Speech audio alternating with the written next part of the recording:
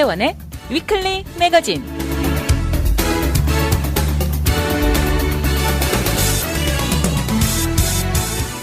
안녕하세요. 위클리 매거진의 문대원입니다.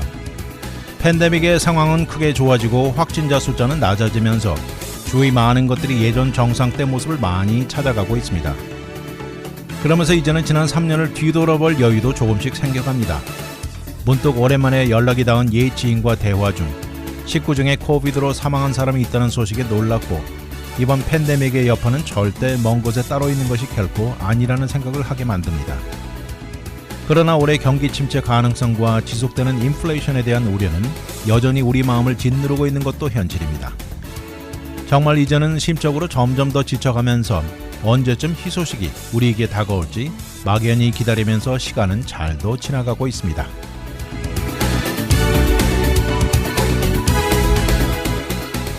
오늘의 토픽은 세사미 스트리트, 자녀 교육 방법, 페르난도 발렌수엘라, 건강한 음식, 그리고 분위기 바꾸기입니다. 여러분 TV 채널 중에 퍼블릭 TV, PBS 스테이션 아시죠? 그곳에 다양한 프로그램 중에 대표적으로 하나가 있습니다. 바로 세사미 스트리트라고 어린이 프로그램 다 아실 텐데요. 그런데 1970년에 이 프로그램을 두고 미시시피에서 있었던 이야기입니다. 그때 막 새로 구성된 미시시피 주 안에 교육 TV 커미션의 멤버들이 있는데요. 이 멤버들은 세사미 스트리트를 두고 내린 결정이 이것을 방송을 금지한다고 내린 결정이었습니다. 사실 그때 1969년 11월 퍼블릭 TV에 처음 선을 보인 세사미 스트리트, 처음에 나온 몇 가지 에피소드를 이렇게 보면 오늘날 관점으로 보면 하나도 이상할 것이 없습니다. 주로 영어 스펠링에 대한 연관된 만화라든지 아이스크림을 몇 개를 숫자로 세는 엑서사이즈, 또 캐릭터 중에 어니라고 어니가 목욕탕에서 노래 부르는 장면 등 극히 평범합니다. 그런데 그때 당시 100% 백인으로 구성되어 있던 커미션, 그러면서 이들이 말하는 것은 미시시피 주는 이런 것에 준비가 아직 되지 않았다 이렇게 말을 했습니다. 그 방송 안에는 백인 어린이와 흑인 어린이가 어울려서 너무나 재밌게 노는 장면이 절대 받아들여지지 않는다는 것입니다. 결국 3대2라는 투표 결과로 미시시피주 퍼블릭 방송을 금지시켰죠. 이 커미셔너 멤버 중 한 사람은 말을 합니다. 지금 미시시피주 안에는 풀어야 할 문제들이 너무나 많다. 거기다 추가의 문제는 허용될 수 없다고 말한 것입니다. 이 모든 커미셔너 멤버들은요, 그때 당시 인종 분리, 세그레게이션을 부르짖던 그때 당시 주지사 존 벨 윌리엄스가 임명한 사람들입니다. 처음 방송을 시작할 당시 미시시피주의 잭슨, 그 도시 안에 채널 하나만 방송이 되고요. 점차 주 전체로 확장할 계획이었습니다. 이런 결정이 내려지자 공동 크리에이터인 존 겐츠 쿠니 씨는 AP와 가진 인터뷰에서 이런 결정은 미시시피 주 안의 흑인은 물론이고 백인 어린이들에게 비극이라고 비난했습니다.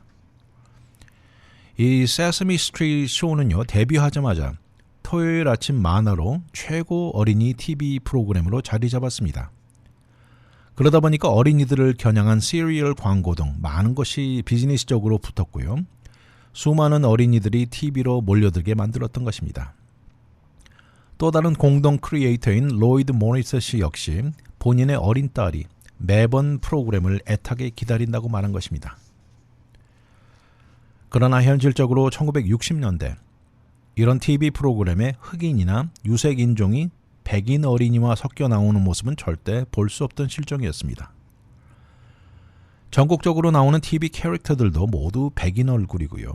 어느 TV쇼에서는 흑인 배우는 절대 찾아보기 힘든 시절이었습니다. 이럴 때 등장한 세사미 스트리트는 TV 프로그램을 통해 어린이들 교육의 목적을 두고 있기는 했지만 아이들이 엄청나게 재미있어 해서, 그리고 이것은 특히 학업의 여러 가지 이유로 불이익을 겪는 저인컴 가정 어린이들을 타겟으로 했던 것입니다. 그때 당시 인기 있던 또 다른 짐 헨슨의 머펫스와 마찬가지로 인간 캐릭터가 그 안에 들어갔던 것입니다. 세사미 스트리트를 본 분들은 기억이 나시겠습니다만 그 안에는요, 백인 남성 밥이나 미스터 후퍼, 흑인 커플 골든과 수전, 모든 색깔의 어린이들, 이 모두 쇼에 등장합니다. 이 스테이지 백그라운드는 어떻게 보면 뉴욕 맨하탄의 Upper East Side, 할렘의 실제 모습을 모델로 삼았다고 나와 있습니다. 이 쇼를 결정한 크리에이터들은 이것으로 인종 모두 합쳐지는 것에 대한 이 긍정적 이미지를 추구했던 것입니다. 그러면서 이 쇼를 즐기는 모든 어린이들이 본인과 같이 생긴 모습의 사람이 TV에 나오는 것을 볼 수 있게 해준 것이죠. 그런데 제일 먼저 모든 사람들의 의견을 수집하기 위해서 아웃리치 코디네이터까지 동원했습니다. 전국의 다른 지역으로 퍼져서 쇼에 대한 의견을 수집했고요. 정작 어린이들이 이것을 제대로 볼 수 있는 방법이 조달되는지도 파악해 나갔습니다. 이러는 과정을 지원했던 펀딩도 다양했습니다. 그 중에 하나는 린든 B. 존슨 어드미니스트레이션에서 $400만 기부했고요. 또 개인 그랜트들을 모은 게 또 다른 $400만 볼 때 생각보다 많은 사람들이 이 올바른 마음을 가지고 있다는 것을 느낄 수 있었다고 말합니다. 그리고 결국 1969년 11월 전국 로컬 어필리에이트 스테이션들의 문을 두드린 것이죠. 데이빗 캠프라는 한 책 저자가 있는데요. 책을 내놓았습니다. 타이틀이 Sunny Days, The Children's Television Revolution That Changed America라고 적었습니다. 이 혁명적인 변화에 대해서 쓴 것이죠. 그리고 이어서 제시 잭슨이라든지 올슨 웰스 같은 사람이 이 앞을 내다보는 사람들은 극찬의 메시지를 보냈고요. 그리고 수많은 학부형들은 로컬 신문사에 이것에 대해서 환호의 메시지들을 보낸 것입니다. 2살짜리 아이가 세서미 스트리트만 이야기하고 집안을 돌아다니면서 거기서 배운 H와 W 글자를 쓰고 다닌다고 했습니다. 그러나 이런 상황에서도 미시시피주 상황은 또 다른 스토리입니다. 그런데 이런 주가 미시시피만은 절대 아니었다고 지적하고 있습니다. 모든 인종이 함께 친구가 되는 것을 꺼려하고 주저하는 곳들이 생각보다 많았다고 합니다. 루이지애나주의 슈리브포트 TV 스테이션도 두 번째 해에는 세사미 스트리트 방송을 중단했고요. 그때 핑계로 단지 재정적인 이유라고만 발뺌을 한 것입니다. 이렇게 미시시피주 결정이 내려지자마자 TV 스테이션에 수많은 항의 편지들이 쏟아져 들어왔습니다. 그러나 미시시피건 전국적으로 어디건 모든 인종이 섞여 나오는 모습을 거부하는 사람들은 늘 있을 것이라고 비난했습니다. 그렇지만 동시에 훨씬 더 많은 숫자의 부모님들은 개인적인 차별보다 자녀들의 교육이 더 우선순위라는 데 동의할 것이라고 말했습니다. 이렇게 전국적인 움직임으로 결국 미시시피 커미션은 이 수치스러움을 속일 수 없었습니다.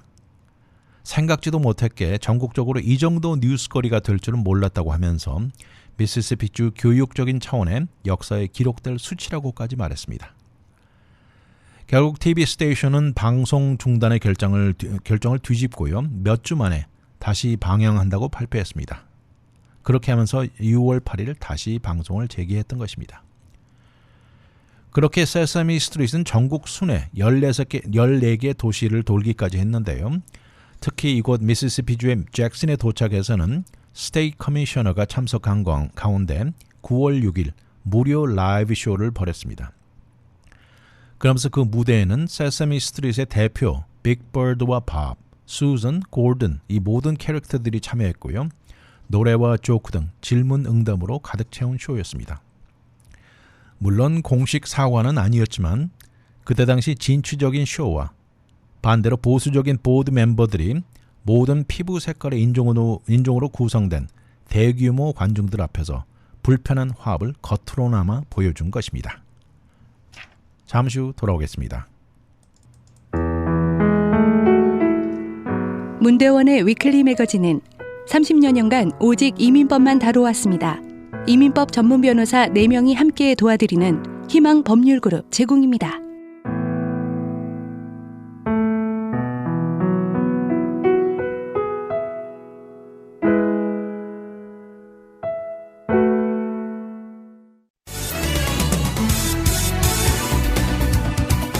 와이드 매거진 문대원의 위클리 매거진.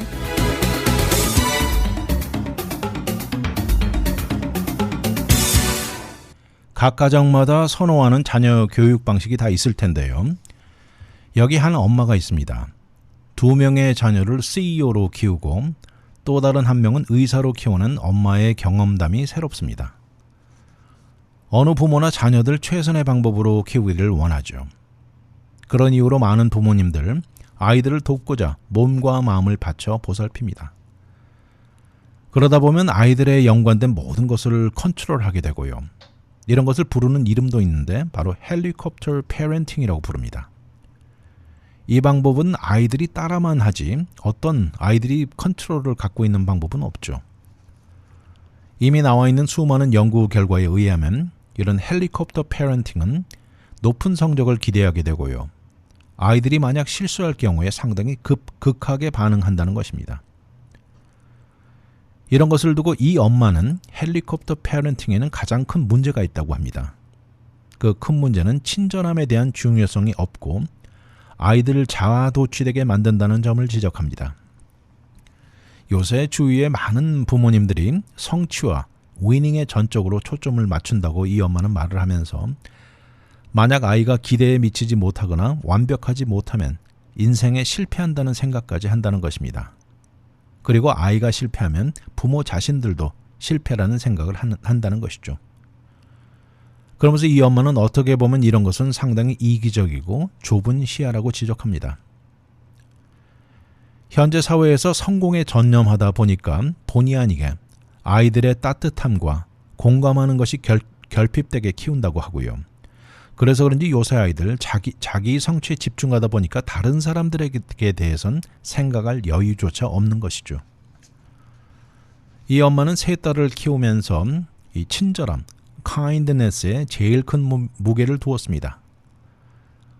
오늘날 큰딸 수전은 아주 유명한 유튜브의 CEO가 돼 있고요. 둘째 딸 제넷은 소아과 교수입니다. 그리고 셋째 딸 앤은 유전자 개통 회사, 유명한 회사죠. 23andMe의 CEO가 되었습니다. 세 딸을 키우면서 돈이나 영광은 절대 강조되지 않았습니다. 그리고 이들에게 가장 중요한 것은 다른 사람들의 인생에 다른 점, 본인으로 인해서 다른 점을 가져올 수 있는데 초점을 맞추라고 키운 것입니다. 첫째 딸 수선에게 가장 중요했던 것은 종업원들을 어떻게 하면 조금 더 잘 대우해 주는 것에 초점을 맞췄습니다. 그녀가 예전에 구글에서 있을 때 회사 내 데이케어 센터가 들어서게 만드는데 가장 중요한 위치에서 역할을 해냈습니다. 그렇게 했을 때 아이를 키우는 엄마들에게 안정되고 행복할 때 회사 내에서 더 높은 성과를 낸다는 생각이었습니다. 그리고 장기간 출산 휴가의 목소리도 제일 높았던 여성이기도 합니다.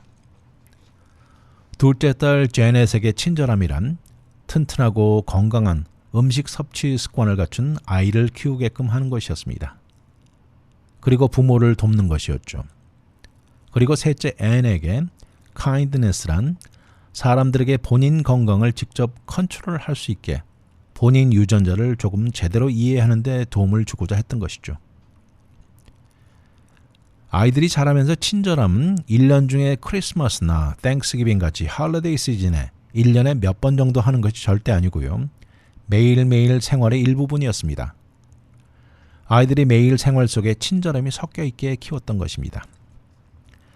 이렇게 친절하고 남에게 배려하는 아이를 키우는데 도움이 되는 몇 가지를 나열해 놓았습니다. 첫 번째는 집안에서 생활하는데 땡큐는 늘 입에 붙어 있었습니다. 엄마인 본인과 또 자매들 서로에게 땡큐하는 마음을 갖게 만들었고요. 그들에게 무엇인가 해주는 사람 모두에게 땡큐를 하게 만든 것입니다. 또 그들이 사는 커뮤니티에 본인이 무엇이 필요한지를 늘 생각하게 만들었습니다. 주위를 둘러보고요. 만약 문제가 눈에 보인다면 어떤 해답이 있을까 하는 생각을 하게 만들었습니다. 또 그들이 어떻게 하면 참여할 수 있을까? 노인들을 돌보는 봉사활동, 주위의 청소에 참여하거나 이런 모든 것들을 생각하게 했던 것입니다. 또 아이들에게 본보기가 되는 것입니다. 현재 가지고 있는 모든 것에 감사하는 모습은 이런 모습은 본인 아이들에게도 영향을 줍니다. 반대로 부모가 늘 불평만 한다면 아이들도 똑같이 된다는 것을 잊지 말아야 된다고 지적합니다. 또 네 번째는 땡큐 노트를 자주 쓰게 만들었습니다. 세 딸은 늘 폴란드에 사시는 할아버지에게 정기적으로 편지를 쓰게 했습니다. 특별한 내용이 아닙니다. 매일매일 일어나는 일을 편지에 적어 할아버지와 나누는 것이죠. 오늘 공원에 가서 친구 제시카와 놀았습니다. 할아버지 보고 싶어요. 이런 편지를 매일 쓰게 만들었습니다. 또 일기를 쓰게 만들었습니다. 일기를 쓰되 고마움에 대한 일기를 쓰게 했습니다. 그리고 이런 것은 몇 년 뒤에 읽으면 상당히 흥미롭다고 말합니다. 예를 들어서 오늘 발견한 딱정벌레가 고맙다. 또 오늘 언니와 아이스크림을 같이 먹고 즐길 수 있어서 고맙다 등등 이런 일기죠. 다음은 집안에서 집안에서 놀이하는 것이죠. 엄마가 오직 해주는 것이 아니고요. 이 옷이나 장난감 하나를 주면서 이야기 시작만 제공합니다. 그리고 나면 딸들이 그 안에 인물들을 만들어가면서 이야기를 만드는 것이죠. 이렇게 아이가 다른 사람 역을 하게 되면 다른 사람이 되었을 때 어떤 감정인지를 배우게 된다는 것입니다. 이렇게 되면 나중에 이것이야말로 남을 배려할 수 있는 마음의 기본이라는 것이죠. 또 아이가 실수했을 때 따뜻함과 친절함으로 감싸라고 말합니다. 이럴 때 야단치고 벌을 주는 것을 선택하게 되는데 이런 것은 분노와 죄책감만 만들게 된다고 지적하면서요. 그리고 나면 이런 아이들이 어른이 되면 누가 실수했을 때 나중에 소리소리 지르고 화를 내는 것이 자연스럽게 된다는 지적입니다. 뒤돌아보면 딸들에게 친절함, kindness를 보여주고 가르친 것이 제일 중요했다고 이 엄마는 말합니다. 이렇게 아이들이 성장했을 때 어른이 되고 사회생활을 하면서 뒤를 돌아보게 되고 친절함을 베풀게 된다는 것이죠. 이 모든 것들은 집안에서 일어난다는 것입니다. 그리고 이것이 아이들이 어린 시절부터 시작하라는 것입니다. 이 방법이야말로 성공적인 사람을 성장할 수 있게 키우는 것이라고 말합니다. 그리고 이 세상에 다음 세대로 성장할 수 있게 가르치는 올바른 방법이라고 그녀는 믿습니다. 그러나 아이를 키우는 패런팅이야말로 더 이상 어려운 것이 없다고 이 엄마도 동의합니다. 앞에 말한 헬리콥터 패런팅은 마치 눈이 쌓여 있을 때 눈을 치우는 제설 작업 스노우 플라워 패런팅이나 마찬가지라고 말합니다. 아이들을 위한다고 아이들 앞에 놓여 있는 수많은 도전과 좌절을 지속적으로 치워주는 방식이죠. 결국 이렇게 해서는 아이들을 너무 약하게 만드는 결과라고 지적합니다. 잠시 후 돌아오겠습니다. 문대원의 위클리 매거진은 30여 년간 오직 이민법만 다뤄왔습니다. 이민법 전문 변호사 4명이 함께 도와드리는 희망 법률그룹 제공입니다.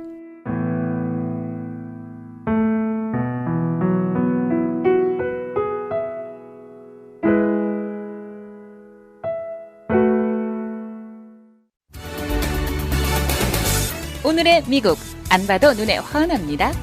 와이드 매거진 문대원의 위클리 매거진.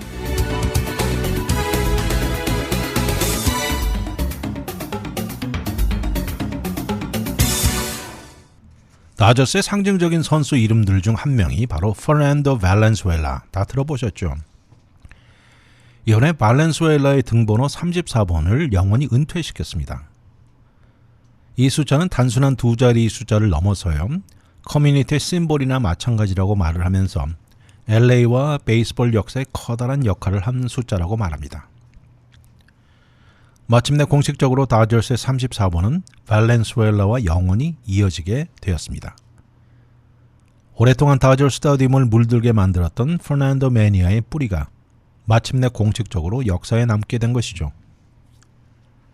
지난 토요일 다저스는 발렌수엘라의 34번을 은퇴시킨다고 공식 발표했습니다. 이런 결정은 아마도 다저스 역사에 가장 큰 영향을 주었던 선수에 적합한 결정이라고 말을 하고 있습니다. 현재 다저스의 회장인 스탠 캐스턴에게 늘 주어지던 질문이었습니다. 언제 가서 발렌수엘라의 번호를 은퇴시킬까 하는 질문이었습니다. 그는 드디어 말을 합니다. 그 답은 바로 올해라는 것이죠. 표정이 그다지 많지 않은 발렌수엘라에게도 이 소식은 마음이 뭉클하게 만들었다고 말을 합니다. 너무나 감격스러운 일이다. 절대 꿈도 꾸지 못했던 일이라고 말을 했습니다.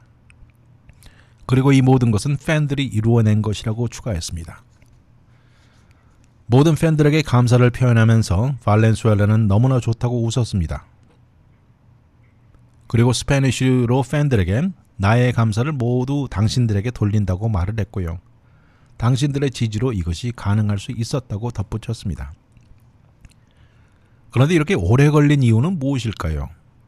바로 다저스의 전통 때문이었다고 합니다. 발렌수엘라가 은퇴한 지도 온 26년이 되었는데요. 그러나 전통이란 이유로 다저스의 행사에 참여가 불가능했던 것입니다. 이렇게 오래된 다저스의 전통 중 하나가 선수의 번호를 은퇴시키는 데는 야구 명예전당, 바로 홀 오브 페임에 들어간 선수에만 해당한다는 전통 때문입니다. 근데 거기 한 명의 예외가 있는데요. 1978년 갑작스런 뇌출혈 사망 이후 짐 길리엄의 19번이 은퇴된 것이 유일한 예외입니다. 사실 발렌수엘라는 홀 오브 페임 투표에 있어서는 단 2년 만에 투표 숫자 부족으로 드랍되었던 것입니다.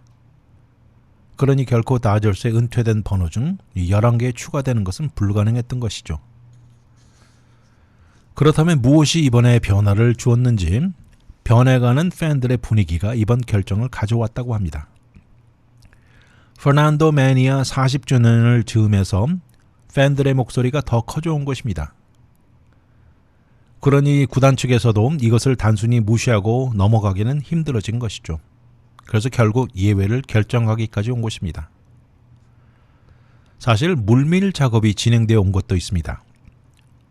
다저스의 클럽하우스 매니저였던 미치 풀은 1991년 발렌수엘라가 팀을 떠난 후 어떤 새로운 선수도 34번을 입지 못하게 해왔습니다. 거기다 매일같이 스타디움을 도는 캐스턴 회장에게 팬들은 늘 질문해 오다가 작년 여름 샌디 코팩스의 동상이 세워지면서 그 질문의 공세는 더 강화된 것이죠. 구겐하임 그룹이 다저스를 인수하면서 팀의 역사를 가장 크게 존중하기로 결정했는데 결국 이것의 예외를 결정했던 것이죠. 캐스턴 회장은 2012년 팀을 인수했을 때 다저스 프랜차이즈의 역사를 가장 존중했다 이렇게 말을 합니다. 그렇지만 우리는 틈틈이 머리를 맞대고 모든 폴리시를 리뷰하기도 해온 것이라고 말했습니다. 그러면서 팬들에게 이렇게 소중하고 중요한 것을 그냥 넘길 수 없었다고 말했습니다. 사실 발렌수엘라의 번호 은퇴 의미는 상당히 거대합니다. 그래서 이것을 축하하는 행사는 하루가 아닌 주말 내내 이루어집니다. 바로 다가오는 8월 11일에서 13일까지 콜로라도 락키스와 주말 시리즈 동안 지속되게 됩니다. 그의 34번 번호는 레프트필드 벽에 나타날 것이고요. 다저스 역사상 가장 포퓰러한 다저스 선수로 기록될 것입니다.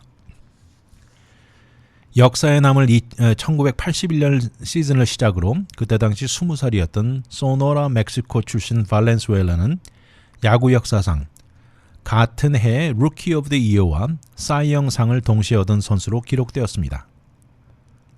그리고 발렌수엘라로 인해서 다저스와 다양한 팬들이 폭발적으로 늘어나게 만든 장본인입니다. 당시 LA는 멕시칸, 또 멕시칸 아메리칸 등 인종적으로 상당히 복잡한 과정을 겪고 있던 시기였는데요. 그때 발렌수엘라는 라티노들의 자존심을 몇 배 상승시켜 놓은 것입니다. 그 이전에 물론 몇몇 멕시칸 선수들은 있었지만 그렇지만 발렌수엘라로 인해서 그는 다저스의 심볼이 된 것이죠. 그 이전에 존재성도 잘 알려지지 않았던 수많은 소수민족 커뮤니티에 다저스가 들어가게 된 계기를 가져왔습니다. 그리고 그 모든 커뮤니티는 다저스 스타디움으로 향하게 만들어드린 것이죠. 이제 40년이 넘게 지난 현재 다저스 스타디움의 모습은 이 로스앤젤레스의 인종 구성도를 그대로 반영한다고 해도 과언이 아닙니다. 발렌수엘라로 인해서 엄청나게 증가한 라티노 팬 베이스는 결국 어떻게 보면 발렌수엘라가 만들었다 해도 과언이 아닙니다. 야구장에 와서 앉아있는 팬들이 입고 있는 다저스 저지들 뒤에 이름을 보면 많은 이 발렌수엘라가 써 있습니다. 실제 그가 뛰던 모습을 본 적은 없지만 그래도 발렌수엘라 이름은 커쇼와 코팩스와 라이벌을 이룹니다. 작년에 다저스 스타디움에서 벌어진 올스타 게임에서 시구를 발렌수엘라에게 하는 것을 본 타 지역 팬들도 놀라기도 했습니다. 사실 이런 팬들은 실제로 발렌수엘라의 큰 영향을 다 알 수 없습니다. 그래서인지 발렌수엘라가 홀 오브 페임 투표에서 불리하게 작용한 것도 사실이죠. 2003년이 첫 번째 해였는데 투표율이 6.2%가 고작이었고 다음에는 불과 3.8%를 받으면서 이 다음에 밸럿에서 영원히 사라져버렸습니다. 모든 숫자는 발렌수엘라의 영향과 스토리를 제대로 반영하지 못합니다. 그가 가져다준 컨트리뷰션을 볼 때 그 어느 선수 이상이라는 것이죠. 많은 팬들의 의견은 LA와 구단 그리고 팬들에게 가져다 임팩트를 볼 때 그 어느 누구도 따라오지 못한다고 말합니다. 1990년 그가 던진 다저스의 마지막 시즌, 바로 세인트루이스 카디널스와 경기에서 마지막 아웃은 더블 플레이로 끝나면서 유일한 노히트 게임을 던진 것입니다. 너무나 완벽한 은퇴였죠. 그날 이후 30년이 지난 오늘 발렌수엘라의 34번은 은퇴하게 되었습니다. 문대원의 위클리 매거진은 30여년간 오직 이민법만 다뤄왔습니다. 이민법 전문 변호사 4명이 함께 도와드리는 희망 법률그룹 제공입니다.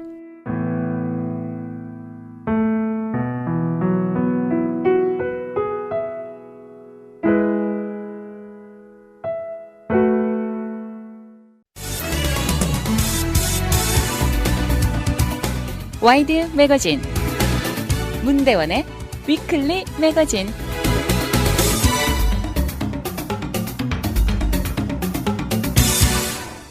건강을 생각할 때 많은 요소들이 우리가 마음대로 컨트롤할 수 있는 것들이 많지 않습니다. 그런데 그 중에서도 우리가 먹는 음식은 어느 정도 우리가 컨트롤할 수 있죠. 그런데 음식 섭취를 적절하고 현명하게 한다면 우리 수명에도 큰 역할을 할 것입니다. 어떻게 보면 너무나 당연한 말인데요. 지금 음식을 섭취하는 습관에서 조그만 변화만 가져온다고 해도 큰 영향을 가져올 수 있습니다.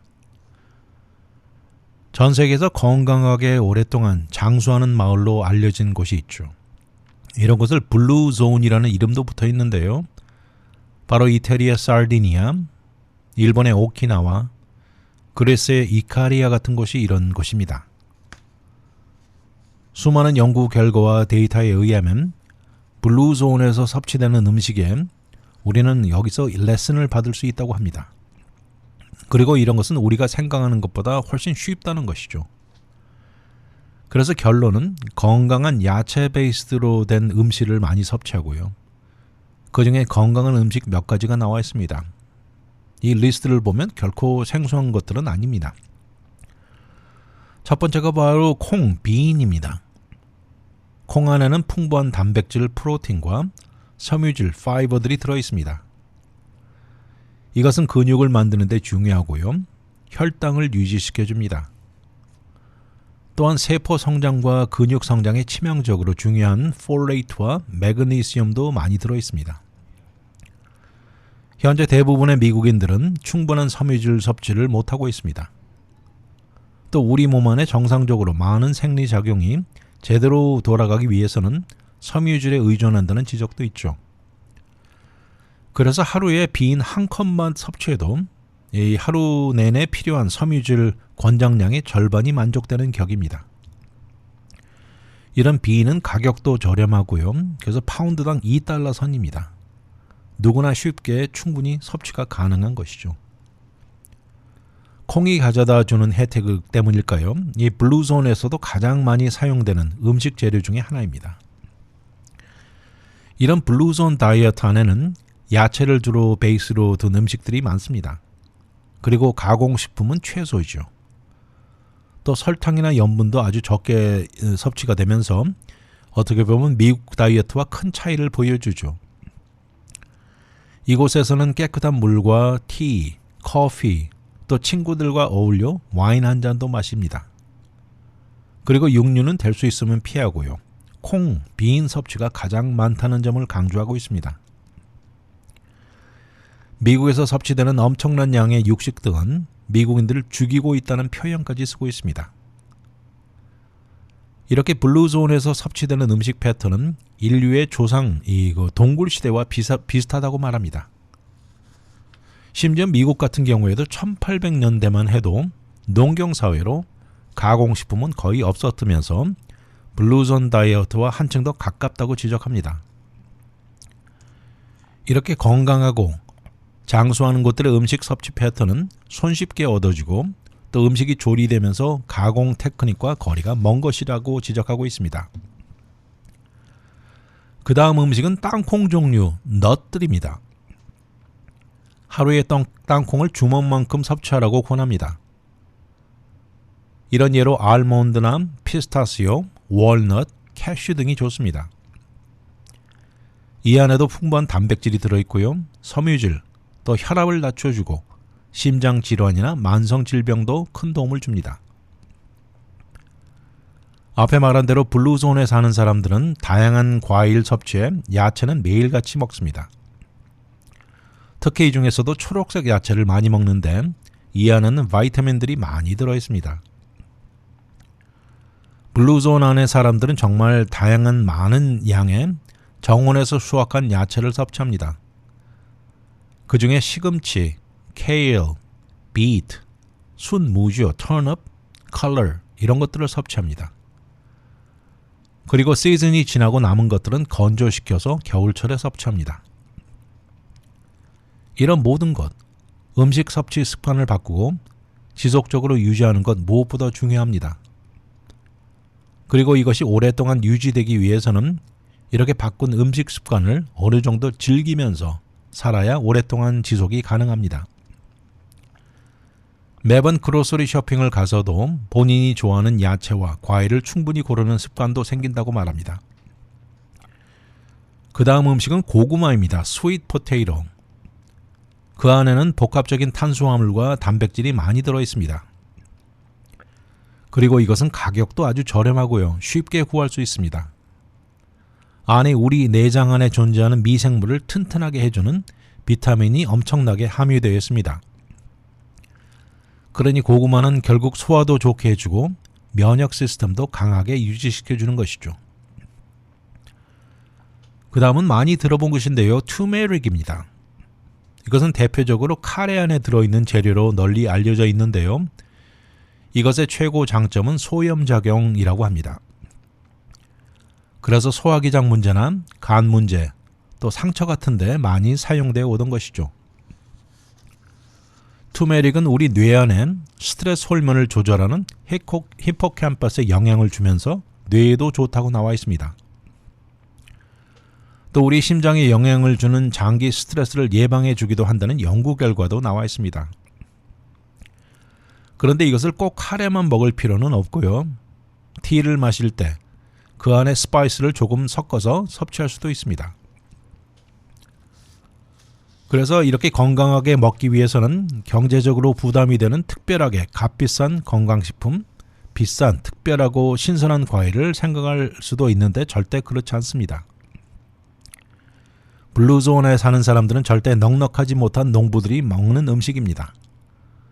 풍부한 콩 종류를 많이 섭취하고 뒷마당에서 재배한 초록색 야채를 많이 먹고 이 모든 것들 아주 저렴한 것들이라는 점이 중요합니다. 블루존에 사는 사람들이 평균적으로 일반 미국인들보다 10년 더 장수한다고 나와 있습니다. 그러니 미국인들에게 존재하는 수많은 만성 질병들은 한층 적고요. 거기다 건강 이슈로 인해 지출되는 액수는 몇백 배 차이가 납니다. 이곳에 생활하는 사람들은 미국인들에 비해서 움직임이 대부분 걸어 다니는 것입니다. 그리고 사회생활은 조그만 마을 안에 커뮤니티 차원에서 다 이루어지면서 소셜 라이프도 한층 더 단조롭습니다. 결국 이들이 하는 것은 어려운 것이 아니고요. 단기간 심하게 굶어가는 다이어트 방식도 아닙니다. 오늘 몇 칼로리 섭취했다는 것 따지는 것도 아닙니다. 결국 풍부한 야채 섭취와 많은 움직임과 가까운 친지들과 갖는 소중한 시간들이 장수의 지름길이라는 것이죠. 이 모든 것 오늘 처음 들어본 것 절대 아닙니다. 실천에 옮기는 것이 제일 중요할 것입니다. 잠시 후 돌아오겠습니다. 문대원의 위클리 매거진은 30여년간 오직 이민법만 다뤄왔습니다. 이민법 전문 변호사 4명이 함께 도와드리는 희망 법률그룹 제공입니다.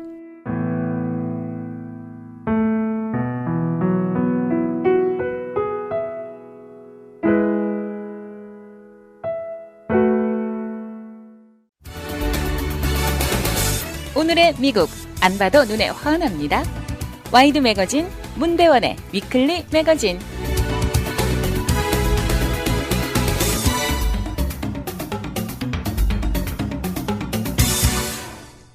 새해도 밝고 이제 한 달이나 지나갔는데요. 집안 분위기를 좀 바꾸고 싶다는 생각이 들 수도 있습니다.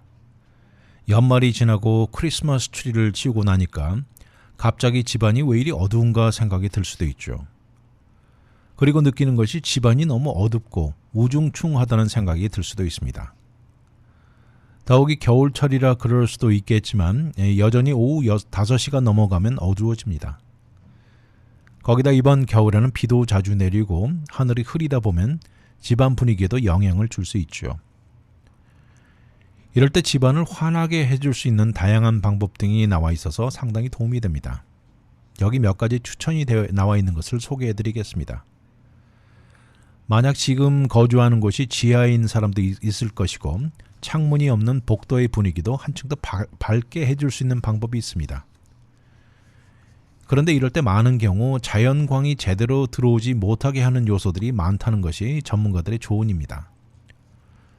첫 번째, 창문이 많지 않은 집에 사는 사람이라면 그나마 있는 창문으로 들어올 수 있는 햇빛을 최대화해야 합니다. 그 중에 한 가지 방법이 창문을 깨끗이 하라는 것이죠. 그렇게 해서 햇빛이 최대한 들어올 수 있게 하는 것을 추천합니다. 다양한 창문 청소 도구들이 존재하는데요. 이런 것들은 아마존이나 웨이페어 같은 온라인 사이트에 들어가면 많이 나와 있습니다. 또 두 번째는 들어온 햇빛이 최고조로 반영되게 만드는 방법입니다. 그런 것 중 하나가 집안의 가구들을 유리나 투명한 아크릴릭 타입으로 바꾸는 것도 한 가지 방법입니다. 그 아래는 커브가 진 다리에 위에는 강력하게 처리된 유리 탑 테이블이 좋은 예입니다. 이런 테이블은 상당히 현대 스타일로 멋있기도 하지만요. 특히 가구들과 조화를 잘 이룰 수 있습니다. 다음은 집안의 전구, 불들을 스마트 벌브로 바꾸는 것을 추천합니다. 이 스마트 벌브는요, 이 집안 분위기를 상당히 밝고 따뜻하게 해줍니다. 색깔 종류도 다양하고요. 밝기 조절, 레벨이 여러 개의 단계가 있어서 너무 좋고 이건 역시 아마존 알렉사나 구글 홈으로 조절이 가능합니다. 또 현재 집안에 있는 크고 무겁고 키가 높은 가구들이 있다면 이것을 바꾸어 보는 것도 한 가지 옵션입니다. 사실 이런 큰 가구들은 불빛이나 햇빛을 차단할 확률도 있다고 하면서요. 대신 바닥에서 그리 높지 않은 가구 옵션을 추천합니다. 바닥에 붙는 가구를 보다는 다리가 있는 가구로 해서 그 밑으로 바닥을 통해 불빛이나 햇빛이 통과하게 하는 것을 권하고요. 그리고 가구들도 간단하고 단순하게 직선으로 만들어진 것을 추천합니다. 그 다음은 어두운 색깔 바닥을 갖고 있는 사람이라면 짙은 색깔 나무 바닥인 집에 바닥 전체를 바꾸는 것은 너무 일이 커지고 비용도 부담이 됩니다. 이럴 경우에는 그 위에 밝은 색깔, 커다란 럭을 까는 것을 추천합니다. 이건 역시 적은 비용으로 한순간 분위기를 밝게 해줄 수 있는 방법입니다. 또 다양한 사이즈의 색깔 패턴 분위기를 바꿔줍니다. 어두운 바닥, 가벼운 크림 색깔 럭이 좋은 아이디어라고 합니다. 또 현재 벽에 여러 개의 액자가 붙어 있는 경우, 특히 벽의 넓이가 그다지 넓지 않은 곳이라면 여러 개의 액자가 다닥다닥 붙어 있는 느낌은 없애주어도 답답함이 덜해질 수 있습니다. 그럴 때는 여러 개의 작은 액자보다는 하나의 큰 사이즈 예술품 하나를 거는 것이 한층 더 현명합니다. 그리고 가능하면 색상도 가볍고 밝은 색이 좋은 예입니다. 또 부엌 캐비넷이 어둡고 짙은 색깔이고 그렇다고 그 위에 페인트를 칠하거나 캐비넷 전체를 바꾸는 옵션이 불가능한 경우 그 캐비넷의 핸들만 교체해도 분위기가 달라질 수 있습니다. 특히 쇠로 된 메탈 타입이 스페이스를 좀 더 밝게 해준다는 것을 추천하고요. 그 중에 대표적으로 카퍼나 실버 추천, 또 골드 색깔도 좋은 옵션입니다. 다음은 등잔불 밑이 어둡다는 말처럼 창문 바로 아래나 불밑이 어두울 경우가 있습니다. 이럴 때 거울이 불빛을 반사하게 하는 방법을 추천합니다. 이럴 때 쓰는 거울은 일반적인 거울보다 미적으로 디자인된 것들이 많이 나와 있습니다. 미술적인 페블 모양 거울이 같은 것이 좋은 예라고 합니다. 또 어두운 집안 구석, 코너를 밝혀주는 이렇게 세로로 서 있는 램프들도 있습니다. 클레버 플로어 램프라는 것이 한 예인데 간단하게 구석 코너에 세워놓기만 해도 분위기가 크게 차이납니다. 또 이렇게 다양한 방법으로 집안 분위기를 밝게 하는데 벽 색깔도 중요합니다. 가능하면 벽이 가볍고 밝은 색깔이 중요합니다. 그리고 방 안에 위치하고 있는 모든 가구나 다양한 퍼니싱들을 색깔도 밝은 색이 좋습니다. 또 다음은 실내에 자연적인 식물이나 꽃을 놓는 것은 분위기를 높여줍니다. 이것 역시 어두운 집안의 밝은 바깥의 힌트를 주면서 분위기를 가볍게 해줍니다. 그런 것 중에 초록색 피그 식물은 잘 죽지도 않으면서 적당한 초록색을 제공한다는 것입니다. 무거운 창문의 커튼이나 다양한 윈도우 트리먼이 있다면 이것을 가벼운 곳으로 바꾸는 것을 추천합니다. 리빙룸이나 서재에 한층 더 가벼운 색깔을 좋은 옵션이라고 하는데 흰색으로 약간 들여다 보일 수 있는 얇은 천으로 만든 이런 커튼이 좋은 예라고 나와 있습니다. 집안 분위기를 좌우하는 것 중 하나는 바로 불, 라이팅입니다. 눈에 띄지 않을 정도로 테이블 아래나 바닥을 돌아가면서 플로어 램프가 좋은 아이디어입니다. 또 반달 모양의 스콘같이 생긴 불도 위쪽으로 비추어 주면서 분위기를 크게 달라질 수 있게 해준다는 것입니다. 또 벨벳 색상 천으로 만들어진 가구 대신 불빛이 통과될 수 있는 타입으로 교체하라고 합니다. 아무튼 벌써 2월이고요. 봄도 곧 다가올 것인데 여기에 맞춰 집안 분위기를 밝고 가볍게 바꾸기를 원하신다면 위에 나와 있는 이상과 같은 옵션 중에 몇 가지를 시도해 보시는 것도 나쁘지 않을 것입니다.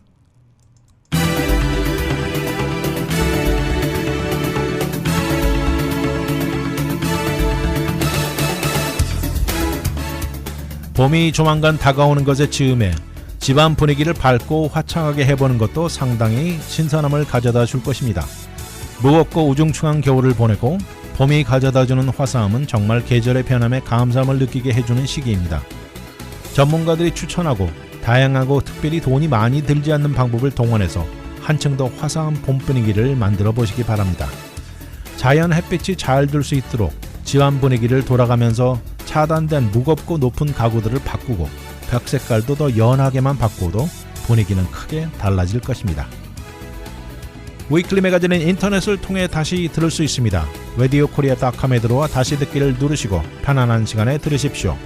또한 위클리 매거진을 유튜브에 들어와 RKTV 1540을 통해서도 들을 수 있습니다. 지금까지 위클리 매거진 진행의 문대원이었습니다. 감사합니다.